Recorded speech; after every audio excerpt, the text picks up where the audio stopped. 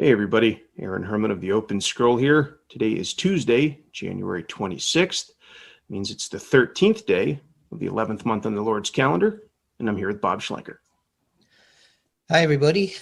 God bless you. We are glad to be able to return to John 21 and the resurrection secrets. What we already presented on this is the first half, basically, 1 through 14. And then we've got 15 through 25 left to present here. I'm going to expand this a little bit more. And in this section, the theme is still very much resurrection. In the first part, it deals with the third time that Jesus was manifested to the disciples after he was raised from the dead. And what we're going to see in this remarkable structure of the 15th through 25th verses is that this text also is very much resurrection themed, even though it doesn't look like it on the surface. So we're going to show you some of the secrets that it's got and talk about some other secrets that it still holds out for us. We understand some of it, and it's very exciting. So I've got only one comment on this entire thing, and I'm not going to read very much of it, but only just the very beginning of it, and then I'm going to return back to this. And I just want to say, in order to help you go through this, if you want to get yourself set up, you may want to have this video open in one device or on one screen and have the actual presentation that you can explore in another device on a bigger screen. And that way you'll be able to follow along more easily. And the bigger the screen you've got available, the more help it will be. The structure of this second half of the chapter is characterized by triples.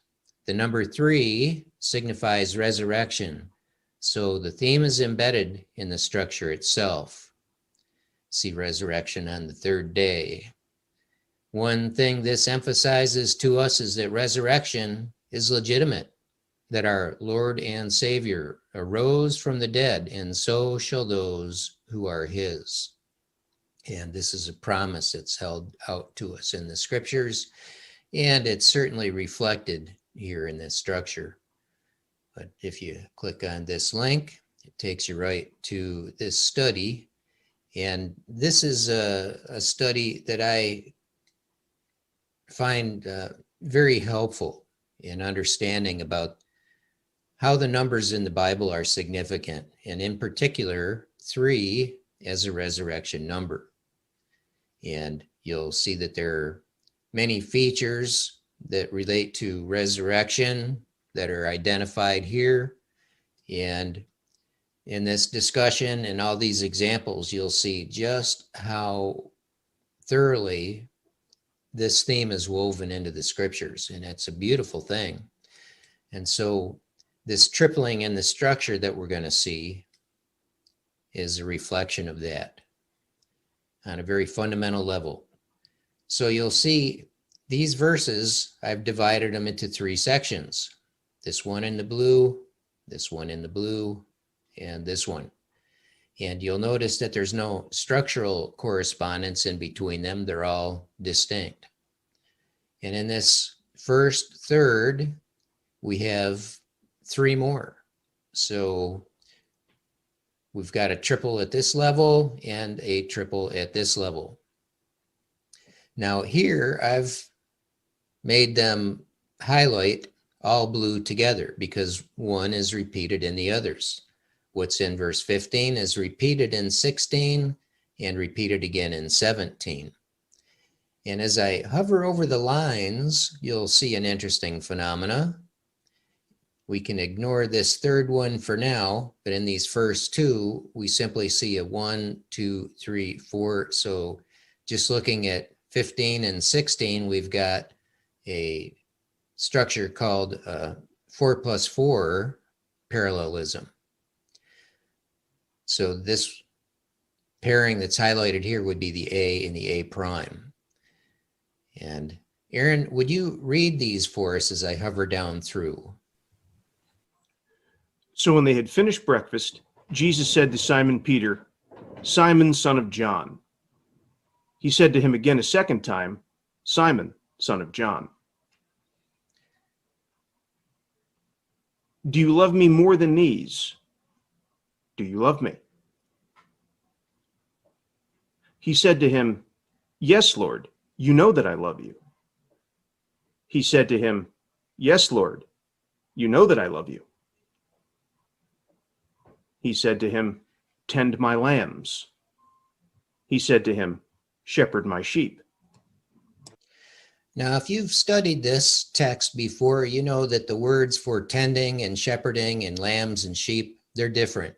And we're not going to teach on that particular level. We're just going to note the structure in this particular study. So you see here, I've got the 4+4 parallelism highlighted in these first two. And now the reason why I've got the bars spanning these first two lines becomes apparent when I expand the third set, because we've got where there are the first and the second have 2 lines. It's expanded so that there's 4 lines. So it's actually doubled here. And then I don't have a bar across the third and fourth. And Aaron, I'd like you to read all 3 of these lines as I go through these third and fourth in the set. He said to him, "Yes, Lord, you know that I love you." He said to him, "Yes, Lord, you know that I love you." And he said to him, "Lord, you know all things. You know that I love you." And now the fourth set. He said to him, "Tend my lambs." He said to him, "Shepherd my sheep." Jesus said to him, "Tend my sheep." So those are definitely 1-to-1 across all 3. When we get to these first 2 lines up here, it's 4 lines down here. Now, if it was just strictly these first lines, this would make perfect sense if we hide that. He said to him a second time. He said to him a third time, "Simon, son of John." It's an easy match between the 3 of them. Do you love me? It's a very obvious match. But here we have something very peculiar. Peter was grieved because he said to him the third time, "Do you love me?" So within this third set down here, verse 17, the doubling is obvious. And the lines that are highlighted in blue here very obviously compare, and these do also. And so why is it doubled? Well, one thing that does for us is that as we compare these two, it allows us to throw a bar over these, which bundles them into a single unit. And so now we have a set of triples. We have 3 triples because these are the first unit, second, and third. So what was first seen as a 4+4 becomes a 3+3+3 parallelism. You see how that works? A, B, C, A prime, B prime, C prime, A double prime, B double prime, C double prime. So it's a beautiful triple within a triple as the first of a triple. Why all the tripling in this structure? What's the point of discerning that to get down to the details? Well, the point is that this tripling is very significant. It marks the character of the chapter. Verse 14 says, "This is now the third time that Jesus was manifested to his disciples after he was raised from the dead." 3 being a resurrection number. That's a big deal. Now, when we come to the second of the third, which is verse 18 and 19a and b, we come to an interesting section where 18 is repeated in 19a and b, and it's repeated in the same order, so it's a parallelism. And the A and A prime are just one line each. Truly, truly, I say to you, now this he said. And this B is expanded. And look at the structure here. When you get really minute with the details, it's a beautiful thing, because what we see is a 3 plus 3 parallelism. When you were younger, but when you grow old, you used to gird yourself. You will stretch out your hands and someone else will gird you, and walk wherever you wished, and bring you where you do not wish to go. And all of this is expanded upon in 19b, signifying by what kind of death he would glorify God. Now, that's an interesting thing that kind of seems peculiar. By what kind of death he would glorify God? Well, how is that exactly? And one of the keys here has to do with understanding the point of the thirds. And here we have the resurrection number signaled in the 3 plus 3 parallelism. And here we're talking about what kind of death he would glorify God. And this is connected with resurrection number. And of course, without death, there is no resurrection. It's a resurrection from the dead. So that's a very interesting correspondence. So following that, we have this third section. And in this third section, it's divided into 2, and I make it blue to blue, but we see that the correspondence is not structural, because I'm not showing that there's a relationship between the upper part here and the lower part by means of any repetition, not in order or inverted order. It's neither a parallelism nor is it a chiasm, but yet they still correspond. And that's an interesting and fairly peculiar situation. So in this top part, what we have is a chiasm, with verse 20 being repeated in 21 through 23 in reverse order. And this is a very interesting kind of correspondence, because what we have in the middle is a parallelism, and what we have down here is a chiasm. And so there's quite a mix going on here, and there's something that's very peculiar about this entire thing that we're going to talk about in a little bit. And when he had spoken this, he said to him, "Follow me." So this again is a continuation and kind of a segue. And Jesus is saying to him, Peter, "Follow me." And what do we see here in this line? We see Jesus said to him, "You follow me." And that's why I've got the blue and the green highlighted in these. It's a very obvious correspondence.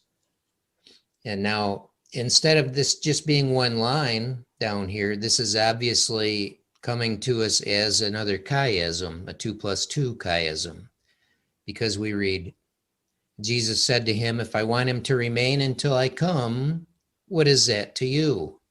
And we read in 23c, really the same phrase, but only, "If I want him to remain until I come, what is that to you?" It could hardly be a more obvious matchup. And on the inner parts of this chiasm, therefore this saying went out among the brethren, that disciple would not die. Yet Jesus did not say to him that he would not die. Again, very obvious match. So these 4 lines are bound up together, and this line in particular makes it obvious that the connection is here with 19C. And it's very obvious when we go to the middle part of the chiasm on this level of the fifth column of bars. 20A matches to 21A. Peter, turning around, saw the disciple whom Jesus loved following them. So Peter, seeing him, the disciple. 20B, the one who also had leaned back on his bosom at the supper and said, Lord, who is the one who betrays you? Said to Jesus, said, Lord, said to Jesus, Lord. And what about this man? What man? The one who had leaned back. So the correspondence there is also pretty obvious. This is clearly a 2+2 parallelism. I'm going to be returning to this to talk about what it means and why it's such a peculiar arrangement. And I'm going to finish going through the structure with verses 24 and 25. And here's where we see in the second part of the third set on the level of the second column of bars, here we have in the lines another 3+3 parallelism, another triple, the resurrection number. This is the disciple who is testifying, and we know that his testimony is true. To these things, and there are also many other things which Jesus did, and wrote these things, which if they were written in detail, I suppose that even the world itself would not contain the books that would be written. It could hardly be a more obvious matchup again, and a 3+3 parallelism. So the tripling is very obvious. It has to do with resurrection. And we note this is all about resurrection and secret resurrection. People obviously recognize the 144,000 reference in here if you've been paying close attention. And the reference to John as the 144,000 also becomes a part of this resurrection set down below. And I'm going to look at the comment here, and then I'm going to talk more about the rest of this. Aaron, would you read this for us? And I've already read the first, so the second and following, please. The sheep that he commands Peter to feed are his, and we were appointed for resurrection. Special attention is given to two of Jesus' disciples, Peter and the one who is only identified in very mysterious ways. Instead of being named explicitly, we can only identify him by name because of the declaration made in verse 24. It's John, the disciple who is recognized as the author of this gospel. Why the intrigue? I believe it's because of the prophetic message, which here involves Peter and John and their very special relationship as the bride and the 144,000 sons of Israel. This identification pertains to the entire chapter, which is an astounding revelation insight. About the structure, verses 15 through 25 appear as three individual components. That's the most fundamental triple. The first of the three is the text of verses 15 through 17, which is a 3+3+3 parallelism, because each of its three divisions has three divisions. The second text of the fundamental triple is a 2+2 chiasm that spans verses 18 through 19b. The B component of the AB, B prime, A prime chiasm is a 3+3 parallelism, presenting us with another structural triple. The third text of the fundamental triple spans verses 19c through 25. The two divisions are matched on the subject of the cryptically identified disciple. A very curious feature seems to add to the mystery of identification, because there is no apparent structural relationship between the two companion texts, verses 19c through 24 and 24 through 25. Some kind of relative symmetry would identify them with each other in a conclusive way, but this feature is lacking. The triple here appears in the text of verses 24 through 25, which is a 3+3 parallelism. Some of the curious things in this chapter that really draw our attention have to do with references to time. And, that's really been our interest for a while. And in particular, our first clue really here has to do with this extra reference, because we understand the disciple whom Jesus loved. We've seen that expression used over and over again.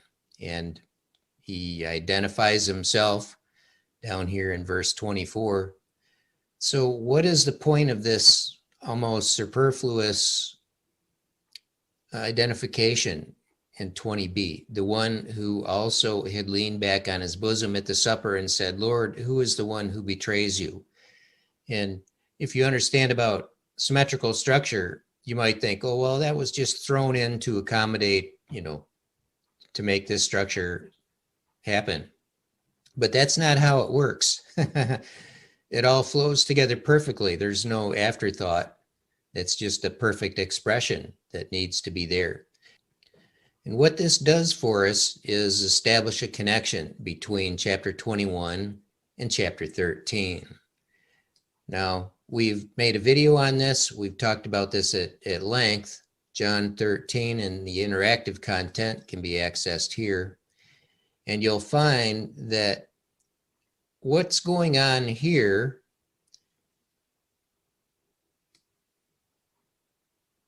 in 23 through 25 is very key. It's the relationship between Peter and John. And this relationship between Peter and John is very similar to the one earlier in John chapter 21, where the disciple whom Jesus loved sees Jesus on the shore and says, "It's the Lord." Peter hears him say, "It's the Lord," and he puts on his outer garment and jumps into the water. And putting on his outer garment, if you don't really understand what that means, that's really important. And important enough for me to talk about that for a moment.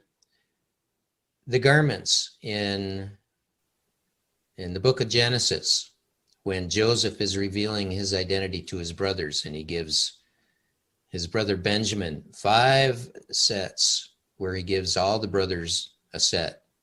And we understand that this has to do with the dimensional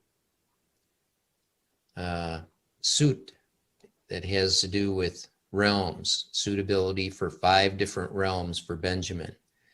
And that's pretty special. Benjamin is a type of the bride.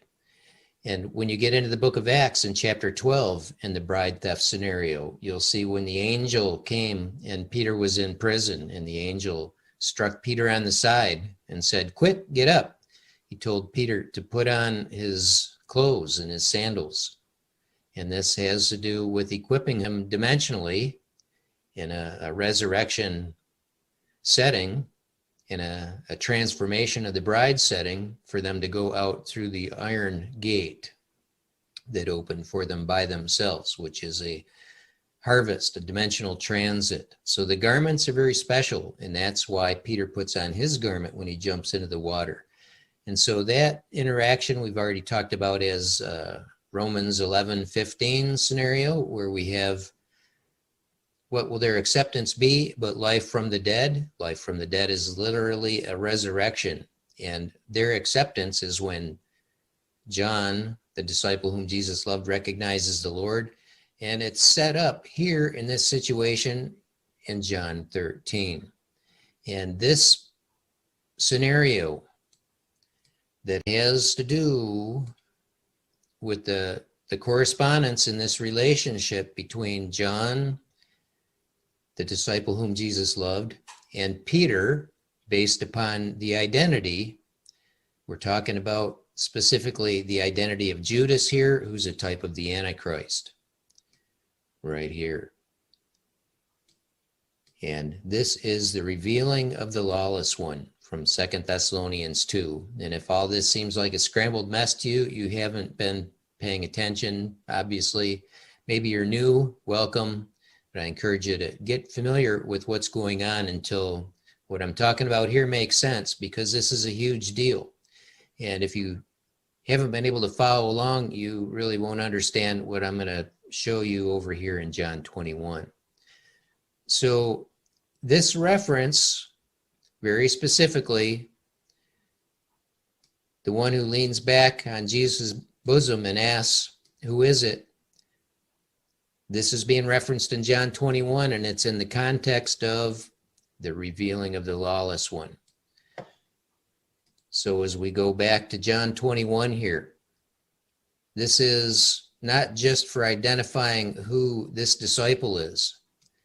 We're talking about an identification here that has to do with the lawless one. And this is key because it also has to do with an identification of who the genuine is, that the Antichrist is modeling. And so the cryptic and very mysterious identification of John here and this request to clarify the identity of the betrayer, these are a very key theme. And there's also some confusion about what's going on here that's pictured in 23. Jesus makes a statement in verse 22, "If I want him to remain until I come, what is that to you? You follow me." And yet, this saying, sometime in the future, subsequent to this conversation, went out among the brethren that that disciple would not die. There's some confusion there. And I want to say that the confusion is about the identity of the disciple who's at the center of this particular mystery. Who is this disciple? It's a big deal. That's what this is about with this identification. Why is he not identified simply as John? Why are we dealing with the subject of identification here very specifically? Why are we dealing with the clarification on the subject that's here? Well, the reason why has to do with understanding the prophetic level. Here we have the future being referenced, not the past so much. This is not just a reflection back on John 13 and what was happening historically then. It's about what's going to be happening in history that hasn't yet happened. And I believe it's going to be shown to be happening more than once because of the reset of time. So what we have here is the context of this future time when the lawless one is going to be revealed. And there's an esoteric identity. There's a prophetic identity. Peter as the bride, very specifically, the church and the bride, special subset of the church, and the 144,000. And when you understand about the 144,000 sons of Israel, it will begin to make sense when you look at the statement that Jesus made. If I want him to remain until I come in the future, like return, what is that to you? And so who is this disciple? Well, it's not John. John did die. Historical fact, John died. We know this. But the one John represented is still going to remain when he comes. And who is that? 144,000 sons of Israel. Now, most people will tell you, well, nobody can say who Israel is anymore. They've been absorbed into the rest of humanity. Nobody can identify them, but the Lord can. The Lord knows, and he has preserved their identity. And so he can say there are 12,000 from each tribe exactly because he's appointed that it would be so. And he is well able to maintain their unique identity. So all the naysayers and all those who will say, well, the diaspora just made it so that, pretty much everybody's like chocolate and vanilla all mixed in together, and now you can't even tell what's what. Not the case. The Lord knows who his people are, and he is not yet done with them, as we know from Romans chapter 11. And so that identification here is to the 144,000 sons of Israel who remain at the time of his return for his people, for his bride, and when he harvests the bride, and for the 144,000 when in kind of a relay race, they take the baton. There's a work that's transferred to them because they will still be in their earthly bodies until the next resurrection in sequence. So we have here this saying that's in the future to this time. So there's a very interesting theme to follow through here. We're talking about things that are now, and we're talking about things in the future. Peter's going to be tending the Lord's sheep, younger and older. And this is an age thing. So we're talking about a span of time. What kind of death he would glorify God? Well, that's at the end of his life. But this is about resurrection. So we're talking about a time when Peter himself will be resurrected. Peter being a member, literally, of the bride, who will be raised at the bride theft.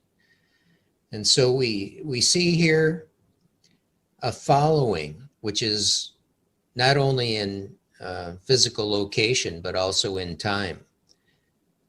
This disciple comes into where Jesus and Peter had been earlier. He follows them in time. And so here we see Peter turning around, saw the disciple. Sure, he's looking back from one physical location to another, but also looking back where he had been in time. And there he's following them. And so we see here this pivot on the revealing of the lawless one that is most definitely still future. And we see this continual reflection on the present and the past. And in verse 22, it's in response and really in connection with what's going on up here. And then verse 23, therefore this saying went out. This is very much a parenthetical insertion. And nonetheless, this parenthetical insertion about the future is bound up to this declaration in the past. Jesus knew all things. We see here pretty undeniably a 2 + 2 chiasm. And so we see the way these are all bound up together. We see that there is something very interesting going on. And I can't really break it down for you in a way that makes any more sense than what I've already said. If you understand that time will be reset, and we've shown from earlier in the book of John, from chapter 18, how that there's a particular collection of verses that very distinctly show Judas's work of betrayal in a reset of time scenario. we've talked about that at length, and so we reflect on that again. John 18 being between John 13 and John 21. Here's a very important point of connection. So 20b refers back to John 13, of course, and we saw that that's where John leaned back on the Lord's bosom and asked him, "Who is the one who betrays you?" And so we've got that direct connection between John 13 and John 21. But the thread runs through where the actual betrayal happened, and that's here. And so there's a very direct reference to verse 5 in John 18. And so this is where the thread connects through. They're both from John 13 and John 21 referencing this. And so all that's going on here in John 21 with the interesting mysteries about identification, all the time, the huge focus on the timing of things, and all of that connects through from John 13, 18, and 21. And so I find that more than a little curious, I find it informative for those of us who have eyes to see and ears to hear. So we've kind of cycled back around, and we've been focused on this wonderful book of John and the detailed structure for a long time now. And it just keeps divulging secrets.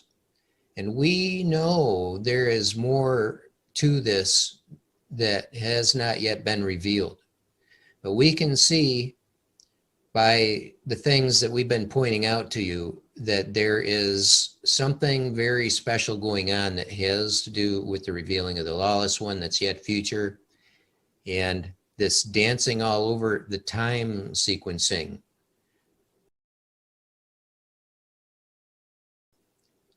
How could he remain until they come? And what does that mean? It's a very curious thing.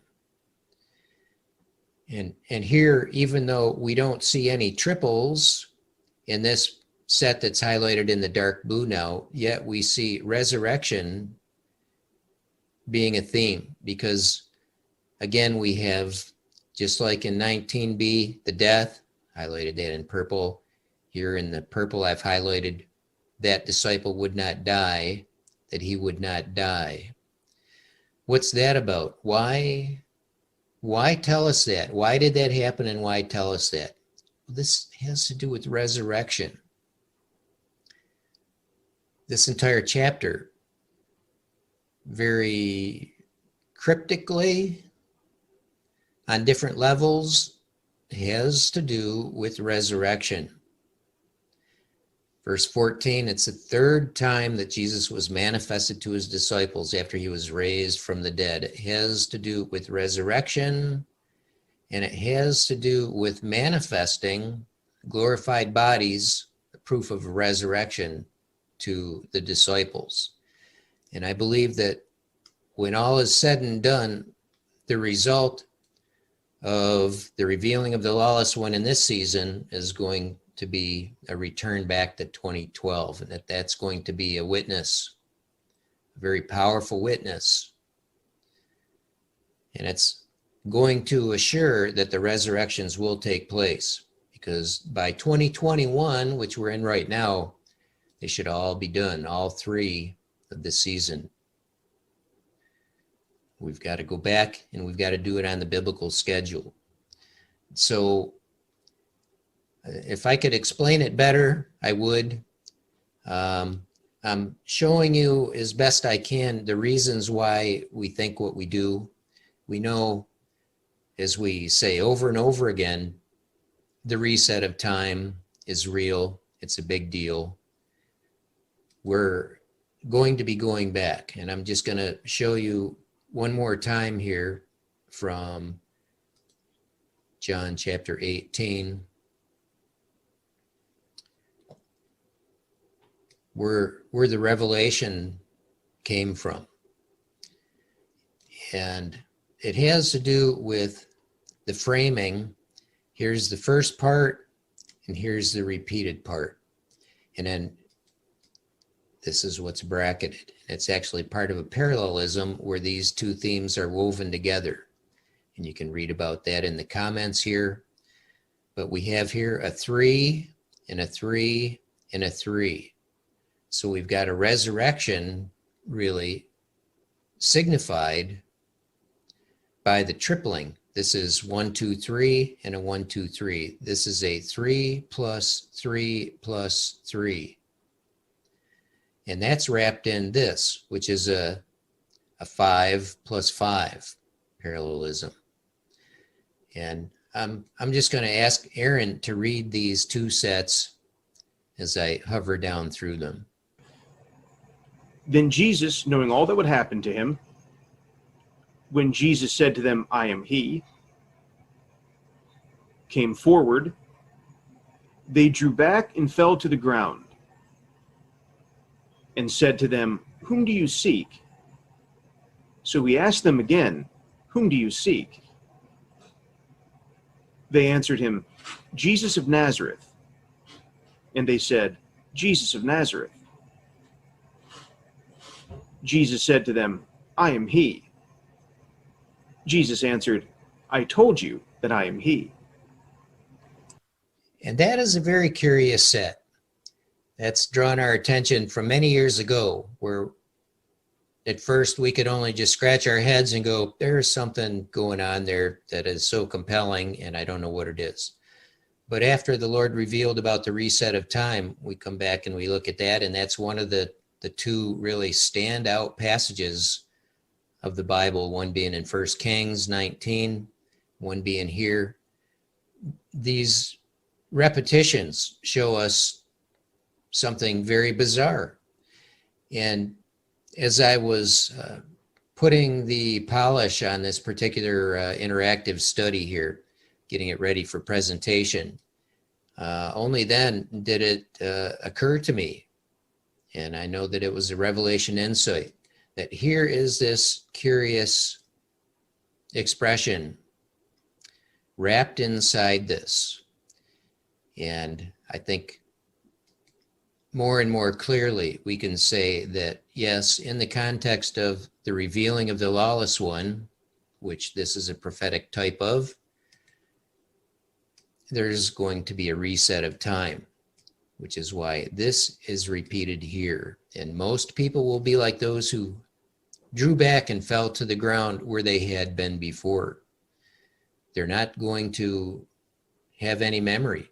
They will have no realization that time repeats, that they have already been through what happened.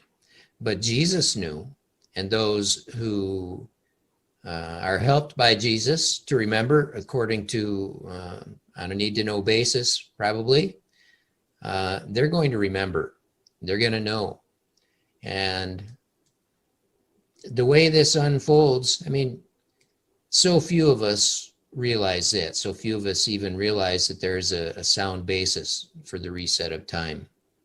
But over and over again in the Bible and elsewhere in media, endlessly, we see these things resounding everywhere, continually. You just can't get away from it. If Aaron and I were to report on every instance that we saw, we'd be yakking nonstop. You'd think we were on Twitter or something. But, that's not necessary. We've already driven most people away with our incessant chatter about the reset of time. And people want to know, well, where is it? Well, wait for it. The Lord's got a plan. He doesn't reveal everything until it's time. We don't have any confirmation on it yet, but we are still somewhat hopeful about this upcoming season. And I want to say that it's very close. We are nearly in the 12th month now, right, Aaron? Yes, sir. Today is the 13th day of the 11th month, so we're getting close. Yeah. And after the 12th month comes either a 13th month or a first month. And it's in that first month, whenever it comes on the 13th day, sometime in the spring, probably April, that day on the calendar, that one single day on the calendar is going to arrive. And this is the one day on the calendar that has potential for the revealing of the lawless one. And for that reason, and because we know that the context of the reset of time is when the revealing of the lawless one will almost happen and then be aborted or interrupted, we look to springtime for the potential for time being reset. Will it be this year? Well, we're hoping to have revelation insight along the way. We don't have any to report yet. When we get more information, we will let you know. In the meantime, we're going to show you all the things that we see that continue to resonate in very significant ways about the reset of time. One of our current projects is dancing all over that with the Wonder Woman 1984. And so we're looking forward to making another presentation on that. Aaron, is there anything you want to add on this before we close this out? Yeah, just a reminder to folks, nothing happens until it does. So patience, it's required. Absolutely. God bless you, everybody. Bye-bye.